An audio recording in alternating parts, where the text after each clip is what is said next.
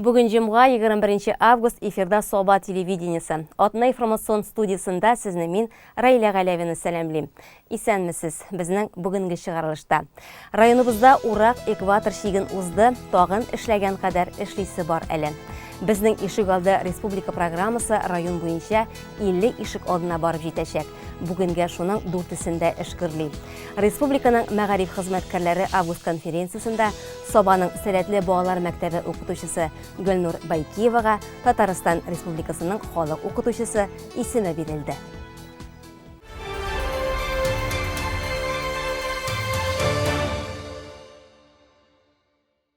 Районыбыз егеншілері урақның экватор сызығын ұзды, бүгінге 53% майданда икмәк жиып алынған. Әр гектардан оңыш шығышы орташа 35,7 центнерні тәшкил ете. Алдыңғылар сафында нырты хужалығы бара. Оларда бұл көрсеткеш 42,9 центнерға тегіз. Екінші орында 42,2 центнер білен Мұхаммедшин хужалығы. Үшіншіде Соба жәмғиятының Тимошық бүлікшәсі. Оларда икмәк шығышы гектарынан 39 центнерға яқын. Біздің бүгінгі бірінші хабарыбыз явлаштау қырларынан әзірленді. Толарақ Әлфия Мүбәрәкова сөйлей. Кішінің көңілінде шатлық екен, ол өзіннен өзі жырлай башлай. Соба жәмғиятының явлаштау бүлікшәсінің иген басуларындағы қойырылып өскен туқ башақлы игеннәрін көргәш, саумысыз иген қырлары, саумысыз арышларым деген жыр көңілге келе. Кеше біз бүлікшәдә болып, урып жүйешләрінің барышы белән танышып кайттык. Менә бу 80 гектарлы арпа басуы. Биредә зур, егәрлекле комбайннар эшлей. Бер генә башакны да әрәм итмәскә, эшне сыйфат белән башкарырга. Комбайнчыларның эш девизы әнә шундый. Басуларда ду бетереп, гөр килеп, ашлык суктырып йөргән комбайнчылар белән сөйләшеп торырга вакыт юк. Тик шулай да, безнең сорауны җавапсыз калдырмады алар. Быел әйбәт уңышлар, әйбәт. Узганга караганда әйбәт. Кышка кыш чыккан еллар әйбәт инде ашлар теге күзгә бодайлар, арпалар да әйбәт менә барыбер. Мондай уңыш булгач була инде. Быел уңышның мул булуына сөенә комбайнчылар. Көннәрнең явымсыз һәм кояшлы торуы игеннәрне тиз көннәрдә җыеп алырга мөмкинлек бирәчәк. Барлык техникада басуда, самый эшнең кайнаган вакыты хәзерге вакытта. Инде погода әйбәт вакытта әйбәтләп шапкаларга тырышабыз. Үзебез күреп торганча инде яңгырлар бик каты булып алды. Шуңа күрә хәзер инде җәйнең ахыры көннәре әйбәт погода булганда шапкаларга тырышабыз инде. Менә без арыш культурасын ахыры гектарларны алып маташабыз хәзер. 15 гектар тирәсе калып бара. Инде безнең уртача 41 центнер чыгып бара 1 гектардан. Бу инде безнең өчен яхшы, начар дип әйтмәсем, яхшы. Инде менә арпага без кичә кирип киттек. Инде ул 80 гектарлы басудан безнең инде 39 центнер чыкты 1 гектарда инде. Ул Алла бирсә без өмет итәбез күбрәк та чыгар дип. Чагыштырмача ул басу безнең средний булып йөри иде. Менә әйбәтрәк басулар да бар. Алла бирсә күбрәк өмет итеп торабыз. Бүгенге көндә явлаштау бүлекчәсендә игеннәрнең һәр гектарыннан 40 центнердан артык уңыш җыела.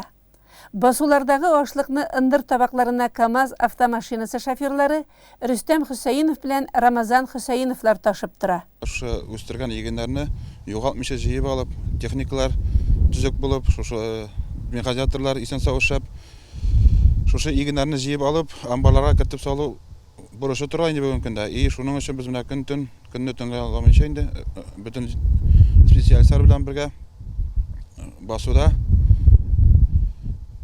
шушы эшләр өчен бик тырышып җан атып йөрибез инде.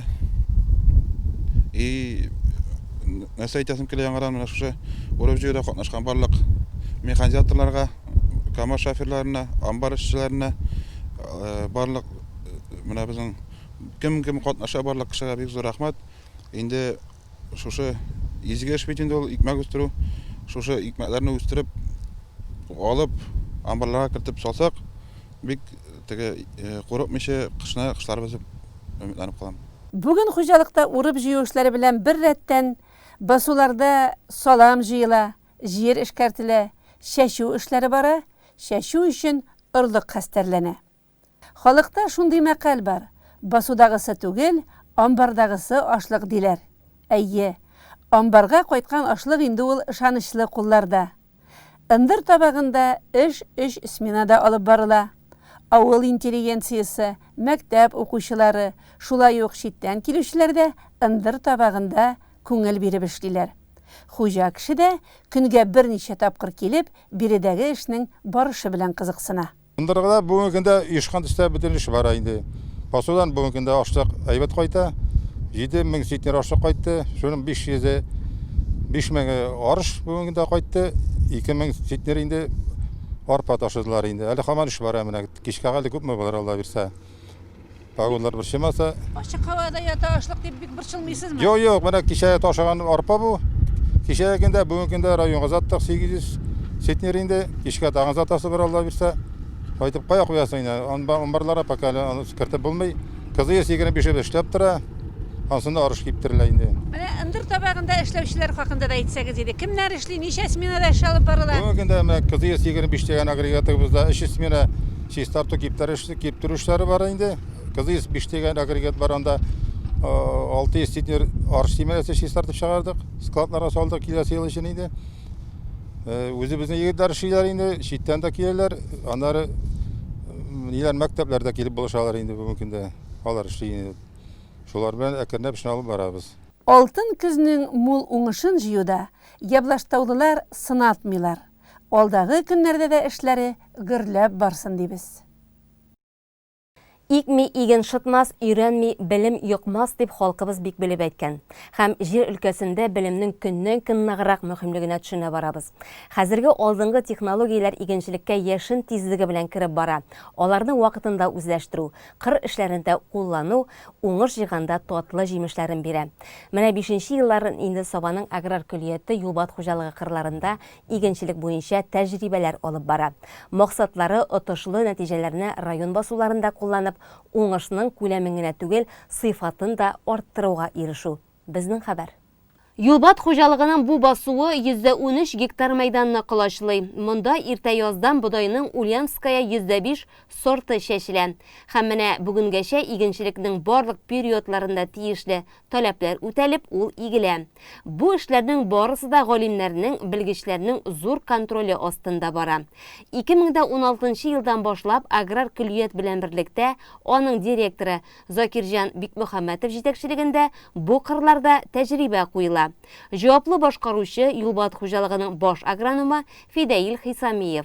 Шулай итеп, алар үзебезнең җирлектә кулланырга мөмкин булган җир эше яңалыкларын өйрәнәләр. Бу инде бик кызыклы тәҗрибәләр. Бу тәҗрибәләрдә без өйрәнәбез ашламаның төрләрен, аларның күләмнәрен, шушы үзебез игә торган төрле авыл хуҗалыгы культураларында соңгы 5 елда инде без буларны сынап уздык. Тәҗрибә кырында яңалыкларга ирешеп, аларны киң кулланылышка кертү эшендә Рафил Шакировның хезмәте бәһасез. Авыл хуҗалыгы фәннәре докторы, профессор дәрәҗәләре аның бу тармакның олуг остазы икәне турында сөйли. Ул көздән җир эшкәртүдән, язгы чәчүдән уңыш җыеп алганчыга кадәр биредә белемнәрен эшкә җигә. Без Саба җирендә кырда, Саба кырында опытлар уздырабыз, тәҗрибәләр уздырабыз. Бу тәҗрибәләрдә без ачыклыйбыз, ничек иттереп туфракның уңдырышлыгын арттырырга, ничек иттереп югары уңыш алырга, бу уңышның ничек иттереп сыйфатын арттырырга. Безнең бу тәҗрибәләрдә шундый нәтиҗә ясыйбыз. Безнең тәкъдим иткән технологиялар белән эшләгән вакытта органик, экологический яктан чиста булган, экологик яктан чиста булган продукция алырга мөмкин. Бу продукцияны, значит, хәзерге вакытта органик производство органической продукции дип татыйлар рус телендә. Менә безнең тәҗрибәдән чыгып эшләнгән рекомендациялар, безнең тәҗрибәдән чыгып эшләнгән тәкъдим иткән технологик алымнар менә шушы экологик яктан чиста продукцияларны булдыруга ярдәм итә. Технологик яктан караганда бу мәйданнарда барысы да гадәттәгечә башка басулардагы кебек үк алып барыла.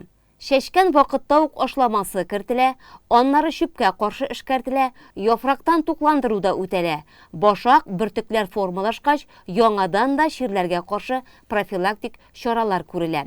Шулай итеп, стандарт алымнар берсе дә читтә калмый, ди Фидаил Хисамиев.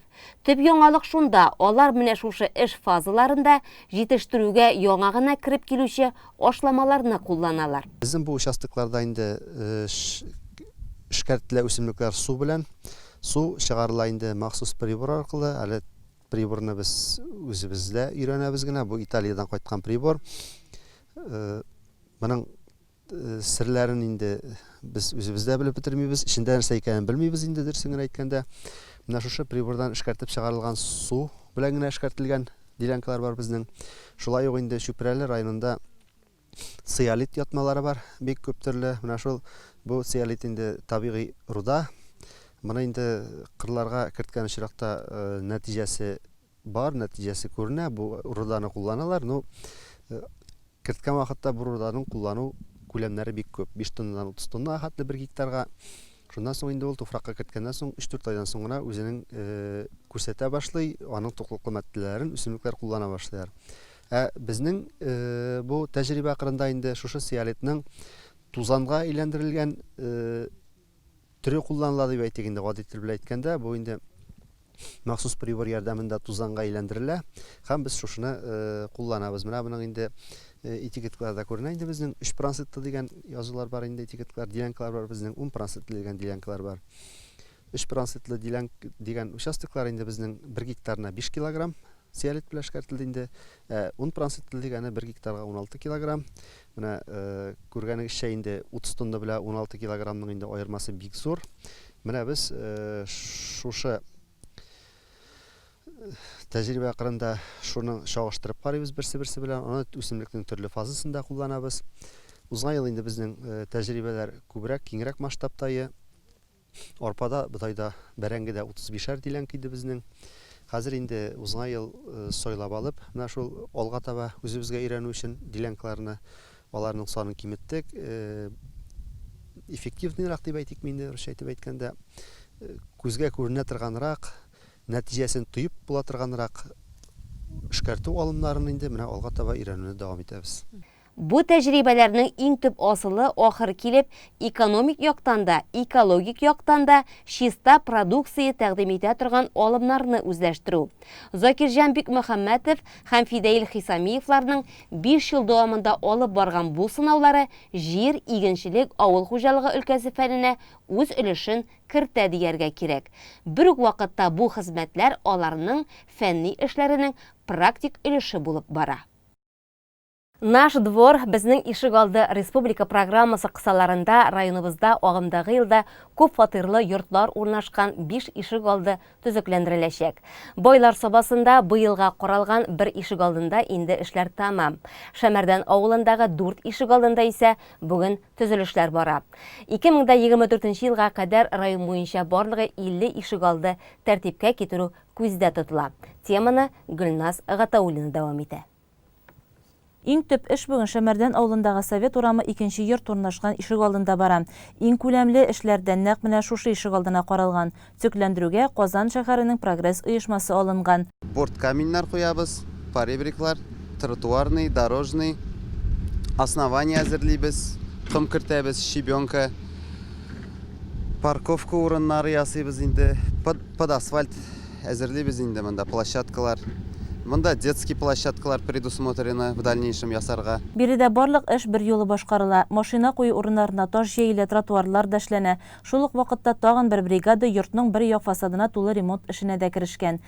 Ишегалды биләмәсендәге үзгәрешләргә килгәндә, монда өстәмә спорт мәйданчыгына да урын каралган. Кер элеп киптерү урыннары да булачак. Яктылыкны тәэмин итү өчен яктырткычлар кую да планлаштырыла. Освещение, ут баганалары куелачак, скамейкалар. Безнең менә монда парковкалар була машиналарга дип инде. Ул парковка арасында как раз таки шул зеленый зона. Чәчәк урыннары, чәчәк, үлән, газон. Сентябрь айы башында ишек алдында тулысынча эшне төгәлләп файдалануга тапшырырга планлаштыралар. Параллель рәвештә прогресс оешмасы безнең ишек алды программасы нигезендә Шәмәрдәндәге Фатих Кәрим 7А адресындагы күп катлы йортлар арасындагы ишек алдында да ремонт эшен җәелдереп җибәргән. Биредә эш зонасын чистарту бара. Без тагын в дальнейшем Фатих Кәрим, Фрунзе урамнарында дворлар эшләячәкбез. Бу дворларда инде тоже основаниялар ясап, асфальт җәеп, парковкалар, тротуарлар, зеленый зоналар, детский площадкалар булачак. Шәмәрдән авылында социаль ипотека программасы буенча да төзелешләр дәвам итә. Мәктәп урамында 3 катлы йорт төзелә. Бу исә тагын 12 гаилә яңа фатирлы булачак дигән сүз. Биредә Акташ төзелеш җәмгыятенең Саба участогы төзүчеләре эшли. Бүген эчке якта буяу, электр энергиясе сузу һәм башка шундый эшләр бара. Йортны сентябрь айына тапшырырга ниятлиләр. Җәмгыятьтә иң абруйлы һөнәрләрнең берсе укытучы. Пандемия чорында дистанцион укыту режимы кертелгәч тә укытучыларның кадере, дәрәҗәсе тагын да артты. Бүген сүзебез Татарстан Республикасы мәгариф хезмәткәрләренең август киңәшмәсендә Татарстан Республикасының халык укытучысы дигән бик зур дәрәҗәле исемгә лаек булган педагог Гөлнур Габделгазиз кызы Байкиева турында. Гөлнур Габделгазиз кызы Байкиева Сабаның сәләтле балалар мәктәбендә рус теле һәм әдәбияты фәненнән белем бирә. Аның педагогик хезмәт стажы 40 ел. Теләчедә туып үскән кыз биредә урта белем ала. Казан шәһәренә китеп югары педагогик белемгә ия була. Икшермә урта мәктәбендә башланган хезмәт юлын Бойлар Сабасында дәвам итә. Ул укыткан, белем һәм тәрбия биргән укучылар аны һәр вакыт зур хөрмәт белән искә алалар. Гөлнур Габделгазиз кызы исә укучыларны бик ярата. Ул аларга иң беренче чиратта кеше итеп карый. Үзе җитәкләгән сыйныф укучылары бигрәк тә үзенеке булып бетәләр. Сәләтле балалар мәктәбендә эшләү укытучы өчен бик зур җаваплылык. Рус теле бу мәктәптә тирәнтен өйрәнелә. Гөлнур Габделгазиз кызының укучылары да төрле дәрәҗәдәге бәйгеләрдә, олимпиадаларда зур җиңүләргә ирешәләр. Имтихан нәтиҗәләре дә сөендерерлек. Меня пригласили в эту школу работать с одаренными учениками. Я, конечно, не сразу, но согласилась. С одной стороны, работать с детьми в этой школе, конечно, интересно, увлекательно. Ведь во многом это мотивированные ученики, с одной стороны. Но с другой стороны, спрос с нас очень большой. Это очень ответственная работа. Мы учимся до половины 5. После уроков, после 6-го урока у нас продолжается обучение, факультативные занятия, спецкурсы. Поэтому я думаю, что после обучения в этой школе, наверное, к репетитору идти, наверное, такой востребованности учеников нет. Насколько я знаю, по русскому языку ученики этой школы к репетиторам не ходят. Те знания, которые получает ученик в этой школе, их бывает достаточно, чтобы успешно сдать экзамен и поступить в тот вуз, который они планируют. Да, я очень радуюсь успехам своих учеников, горжусь ими, горжусь учениками, ведь их успехи учителя – это прежде всего успехи учеников. Успешный ученик – это цель нашей работы. Кайшандыр мәктәпне алтын медальгә тәмамлаган Гөлнур Байкиеваның хезмәт юлы да уңышлы һәм сөенечле була. Мактау грамоталары, рәхмәт хатлары санап бетергесез. Казанның 1000 еллыгы медале белән дә бүләкләнә ул. Аннары 2013 елда Татарстан Республикасының ат казанган укытучысы исеменә лаек була. Бу көннәр аның өчен айрыша куанычлы.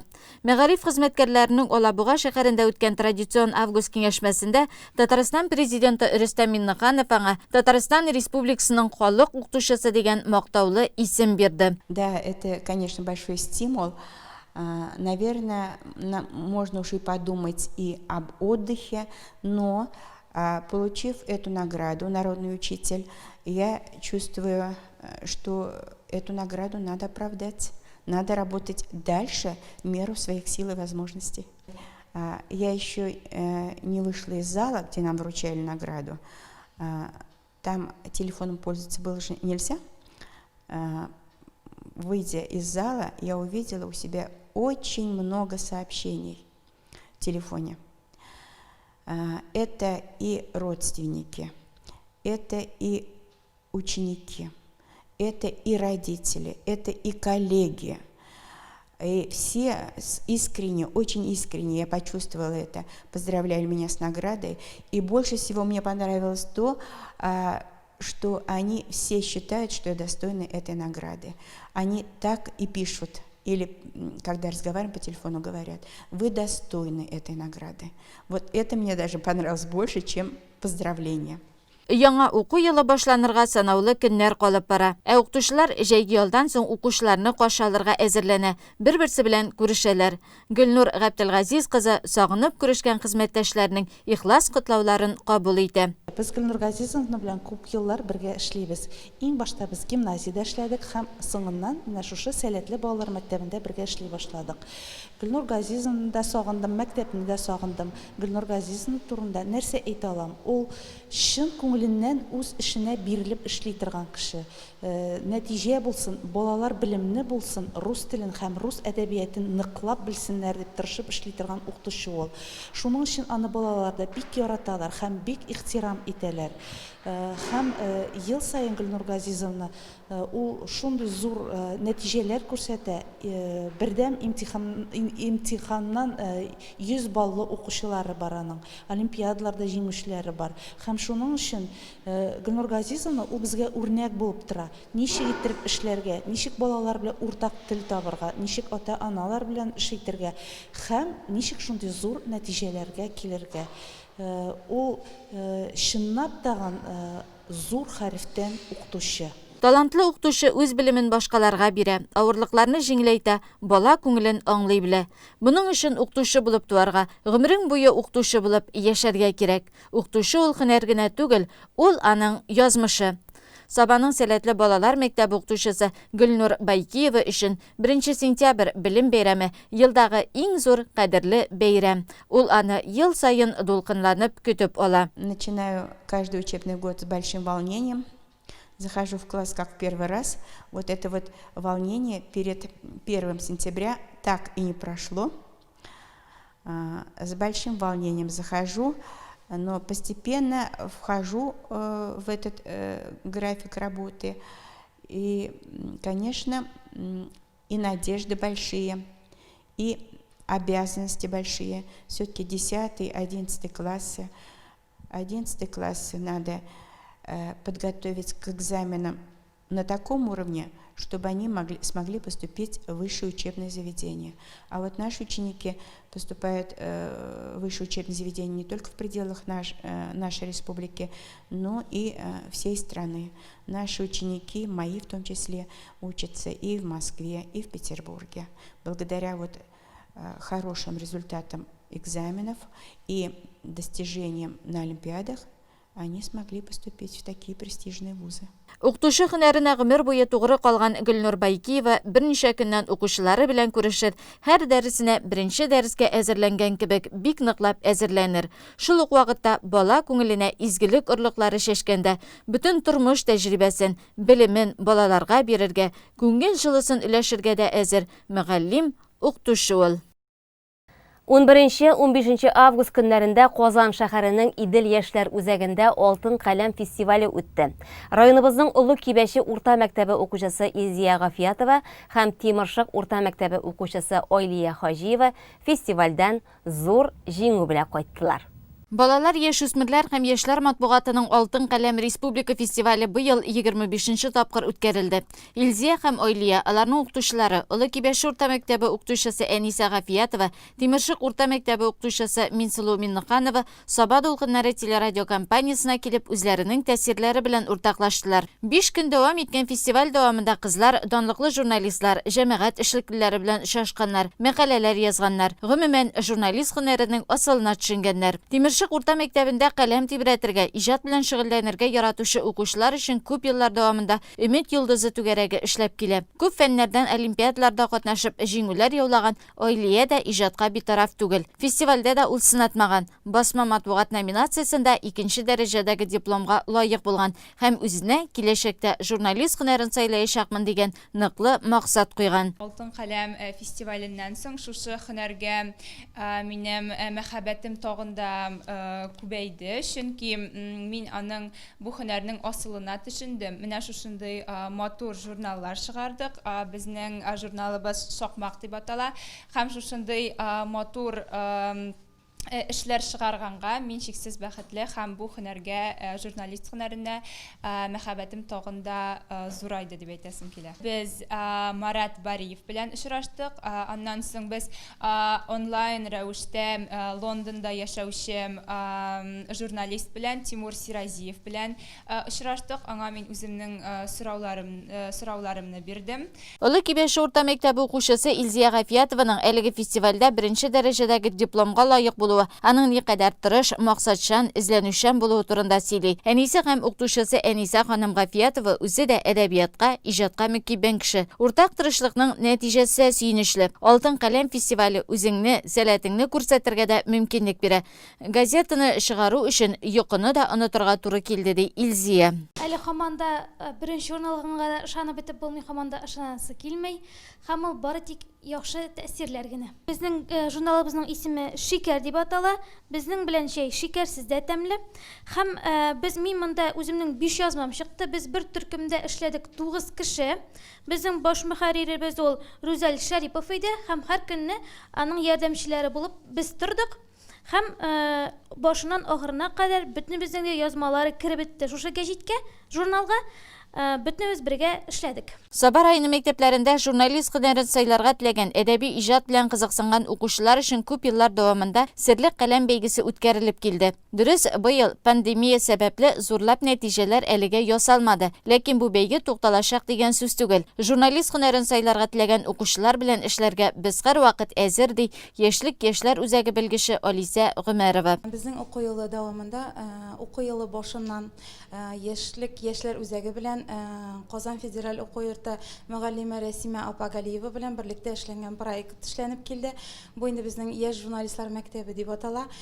Без инде районыбыздагы 6 мәктәптә яшь журналистлар белән әлдән әлеге яшь эш алып бардык. Безнең инде монда төрле очрашулар булды. Районыбыз журналистлары белән гомумән журналистлар белән бик күп очрашулар. Менә шунда инде безнең бу очрашулар исә менә шушы булачак журналистларга тагы илһамландыру ягыннан, менә аларга нидер ярдәм күрсәтү ягыннан монда безгә бик каты гына районыбыздагы язучыбыз Гөлсинә Галимуллина да ярдәм итте. Ул инде үзенең бүләген дә булдырды инде яхшы язучыларга, ел дәвамында яхшы язган укучыларга үзенең бүләген дә бирде. Менә шулай без аларда күпмедер кызыксындыру чарасы уяттык. Быел инде безнең районыбыздан беренче этапка 5 укучы катнашты. Безнең инде районыбыздан шулар арасында 3 укучы икенче этапка үтте. Менә инде безнең Илзия белән Ойлиябез әлеге икенче этапка барып, бик яхшы нәтиҗәләр күрсәттеләр. Безнең инде әле бер дәгән районыбызда шушы татар журналистикасы өлкәсендә беренче урын алган юк иде. Быел инде безнең Илзиябез әле өлкәдә беренче урын, ә Ойлия исә икенче урынга лаек булды. Бу безнең өчен инде зур горурлык һәм зур нәтиҗә дип саныйм инде мин. Тимершик урта мәктәбенең татар теле һәм әдәбият укытучысы Минсылу Минныканова укытучы ул үзенең укучыларының уңышларына, җиңүләренә иң нык сөенүче кеше дип исәпли. Укытучының укучылары үзеннән остарак булса, ул бик куаныч. Мин үземнең укучыларым белән һәр вакытта горурланып яшәдем. Шушы журналистика юнәлешендә мәктәптә үзләренең каләмнәрен чарлаган укучыларыбыз арасында республикада иҗат эше белән шөгыльләнүче Нияз Рахман, үзебезнең Саба радиосында эшләүче Гөлназ Вахитова, Фәннур Фатихов, иҗат юнәлешендә иҗат итүче Илназ Миннахановлар. Аннары узак еллар буе берничә ел дәвамында шушы алтын каләм, серле каләм конкурсында уңыш яулаган Нәркиз Гөльяз Хантимировалар, Наилә Нуруллина, Хажиева Рузия, Фазылова, Зәринә, Гарифуллина Илсинәләр, олар безнең мәктәбебезнең горурлыгы. Олар иҗат эшеннән хәзерге вакытта да туктамыйлар. Оларның иҗатлары белән без танышып барабыз. Хәзерге вакытта технологияләр бик алга киткән заман. Олар хәзерге заманна балалар өчен бик кирәк. Чынлап та замана шул хәтле алга бара, заманадан бер адым алга бармасаң, җитешеп тә өлгереп булмый. Әмма газета журналларны кулга тотып уку җанга рәхәтлек бирә. Интернеттан укуга караганда, мин үзем газета журналларны кулга тотып укысам, бүтән дөньяларым рәхәтләнеп киткәндәй булам. Һәм алар синең күңелеңә иҗади матурлык, якты гам бирәләр. Кеше булса, эшләр эше булсын. Тормышының булсын мең яме, изге хисе булсын күңелендә. Җанында һәр чак ил гаме. Ил гаме белән яшәп, дөнья гаме белән яшәп, иҗат белән шөгыльләнеп, матурлыкны күрә белеп яшәсәң, дөньяда яшәүе шундый рәхәт. Безнең узак еллар буе барган менә бу серле каләм конкурсы, ул инде серле каләм конкурсында җиңгән укучыларыбыз алтын каләм конкурсына үтәләр. Серле каләм конкурсының район күләмендә үтүе безнең район башлыгы Рәис Нургалиевичка да бәйле, аның хезмәте бу конкурсны үстерүдә бик зур. Һәм укучыларыбызга ярдәм кулы сузган, укучыларыбызның иҗатына стимул ясаган район башлыгына бүген рәхмәт әйтәсем килә үземнең дә. Ул яшьләрнең иҗатын күрә белә, аларга юнәлеш бирә белә. Алтын каләм балалар, яшүсмерләр һәм яшьләр матбугатының республика фестивале 1996 елдан бирле уза. Әлеге фестивальдә 10-20 яшьлек балалар катнашалар һәм ул катнашучыларга булачак һөнәр сайлауда зур ярдәмче булып тора. Традиция буенча фестивальнең гран-при иясе КФУның журналистика факультетында түләүсез уку мөмкинлеге ала.